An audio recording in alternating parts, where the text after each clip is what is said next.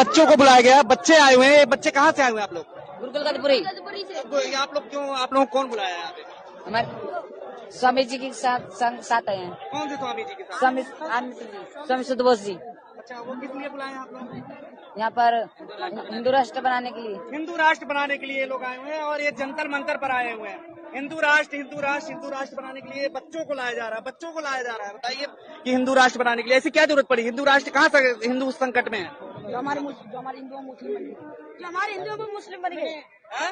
जो हमारे हिंदू है वो मुस्लिम बन गए। तो इन सबसे अगर पूछिए तो ये लोग सिर्फ कह रहे हैं हिंदू मुस्लिम, दो ही चीज यहाँ नाम ले रहे हैं। ये गुरुकुल से आए हुए हैं, गुरुकुल में यही सब सीख दी जाती है क्या? हिंदू मुस्लिम नहीं जी, संविधान नहीं है कुछ? है जी, पढ़ाई भी करते हैं, अर्थशास्त्र भी सीखते हैं, वहाँ शास्त्र भी तक करते हैं। शास्त्री करते हैं। तो फिर ये सब हिंदू मुस्लिम की भावना कैसे आ जाती है? सब लोग एक जैसे नहीं है, हिंदू मुस्लिम सब लोग एक जैसे, पर जो हमारे हिंदू है वो मुस्लिम में आगे, हाँ? जो हमारे हिंदू है वो मुस्लिम के रूप में आगे।